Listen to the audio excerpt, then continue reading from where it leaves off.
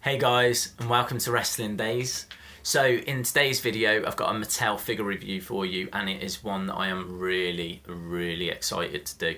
I'm excited to do it because it captures a moment that I absolutely love. It is a defining moments figure, and if you've seen my recent London toy hunt you'll know which one I'm referring to. It is this one, Sting. The reason that I love this is because in 1990 Sting was the hottest wrestler on the planet, up there with the Ultimate Warrior and Hulk Hogan. But he was, for WCW, he was Hulk Hogan and the Ultimate Warrior rolled into one. He was mega over, and so he was having a match against Ric Flair for the WCW World Title. Really big deal. It was at Great American Bash, and he came out in this like American attire, and obviously the crowd went mental. He was just coming back though from a big injury, and he'd been off for a while, and so people weren't sure how he was going to do and how his knee, I think it was his knee, how it was going to hold up in the match. It's a great match if you get a chance to watch it on the network, and he emerges victorious and wins the WCW World Title for the first time. Absolutely brilliant moment, a defining moment, and more than worthy of a figure, right? Brilliant. And when you look at this on the box, you just go, that just looks like a really cool figure.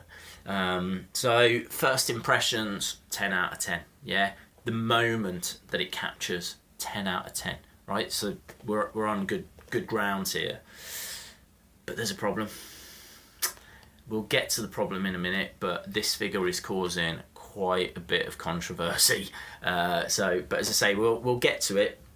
Let's have a look at the packaging first. So I'm not sure if you can see inside the box.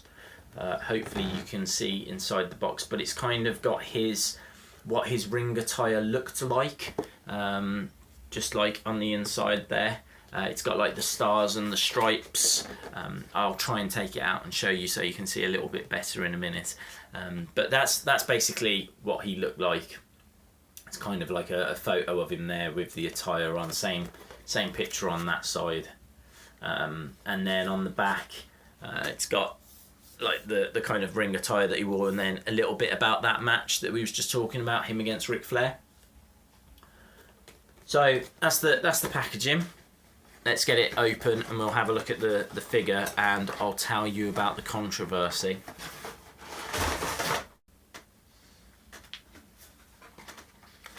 Okay, so that's the inside of the packaging I was telling you about, and as you can see it's got like the stars and the stripes, and it's just an image basically of what he was wearing. I always appreciate that detail. The recent Stone Cold one had loads of skulls all over it, which I thought looked really cool, so I'm always intrigued to see what they do with the packaging inside.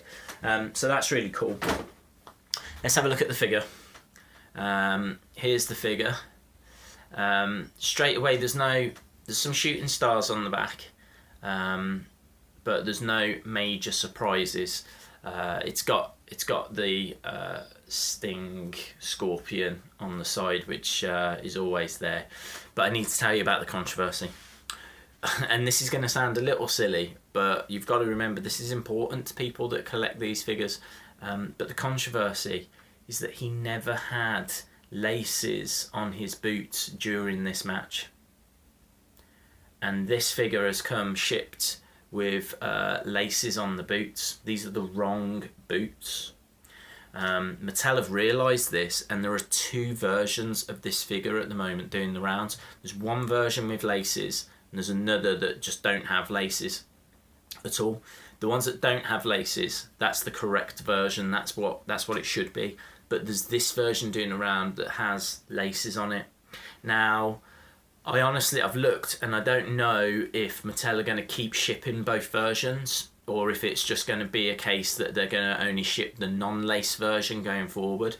I would recommend, if you see one with laces, thinking about picking it up, because I'm just wondering if they're going to stop making this soon, because there's been quite a bit of controversy about it. and then this is going to become mega rare. This is going to be one of those figures that the collectors are going to be interested in, because have you got that Sting that they sent out that had the laces and it shouldn't have had the laces?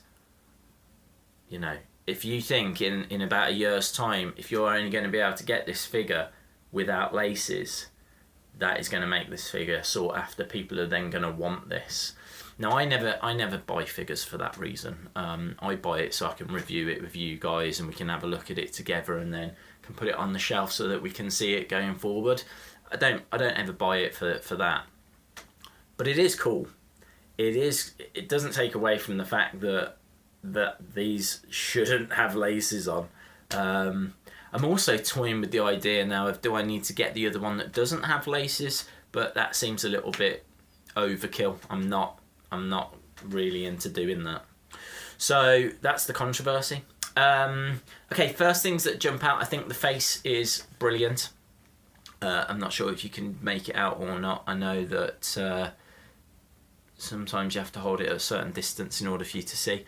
But I think the face is really good. I love the paint job they've done on it, and I love the fact I now own a Surfer Sting. They call this Surfer Sting because of his like blonde hair. Obviously he changed to that Sting. What? You know, it's the same guy. That's what he looked like in WWE, and then that's what he was like in 1990.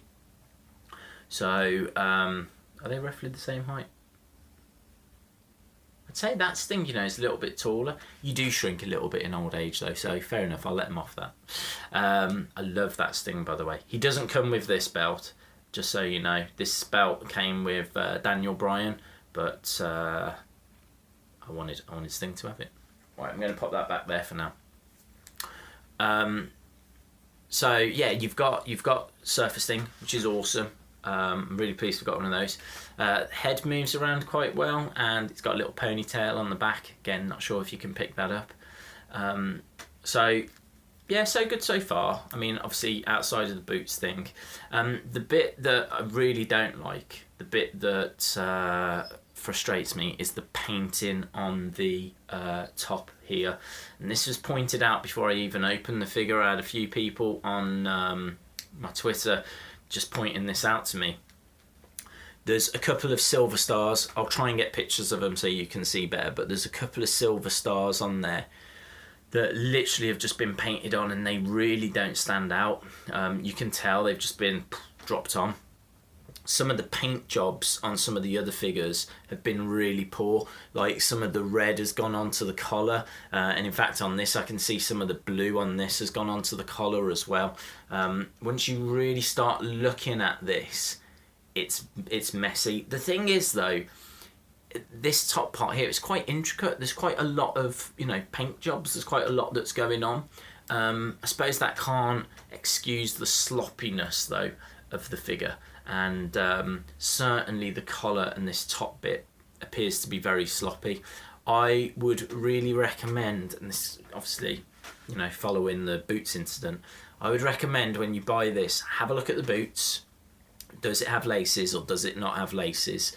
It's up to you as to which one you want to go for, but I was quite pleased when I saw that mine had laces, because I just think that's a little bit quirky.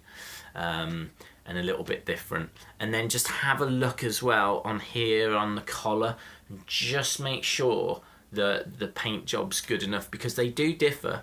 You can find some that are really smart, and you can find some that are absolutely botched, absolutely horrific.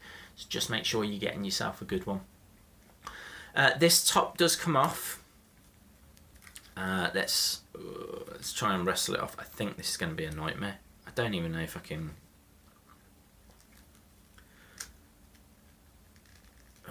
I'm not even going to try. This is going to be an absolute nightmare. I mean, you can see his body underneath. You know, it's a pretty standard body. But obviously if you take it off, then you've got what Sting would look like during the match. To tell the truth though, you know, I'm a little disappointed that this doesn't come with any other accessory other than this shirt, this top. Because I would have liked the WCW title. I I think that would have been a cool accessory to have had with this. Plus also with this top, you can't pose it any other way. I mean, he has to stay that way. So you're very, if you put the top on him, you're very limited as to what you can do with posing him. That doesn't bother me in the slightest, to tell the truth, because I think that, you know, you want to show off the tassels and you want to show off the full jacket and everything. So I'm absolutely fine with him going on my shelf like that. But just so you know, you can't move it around, and the jacket is very, very difficult to take off. There's no way you're going to want to, if you do play with your figures, have him come down to the ring in his jacket, then faff around taking the jacket off, which, you know, it's going to take you a bit of time, then play with it, and then pop his jacket back on. That's going to take you, that's going to be a lot of effort. That's going to be an awful lot of effort. So I think this one's more for displaying and looking at and appreciating, and maybe going back and watching the match, and then, you know, having the figure there going, yeah, that's really cool.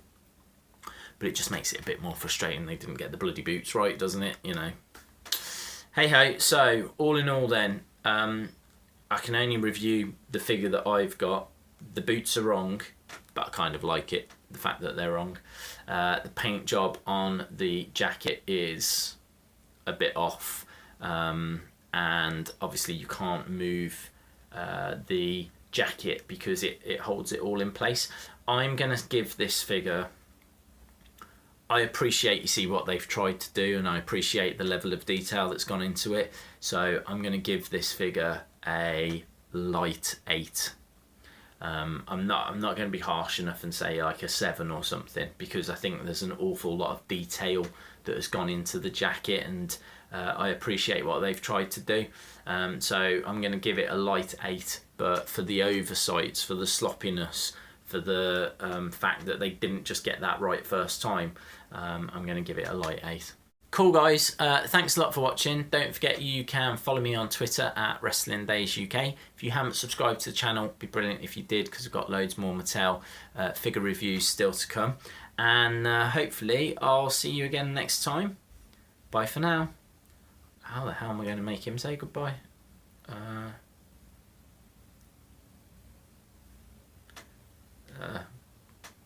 Bye.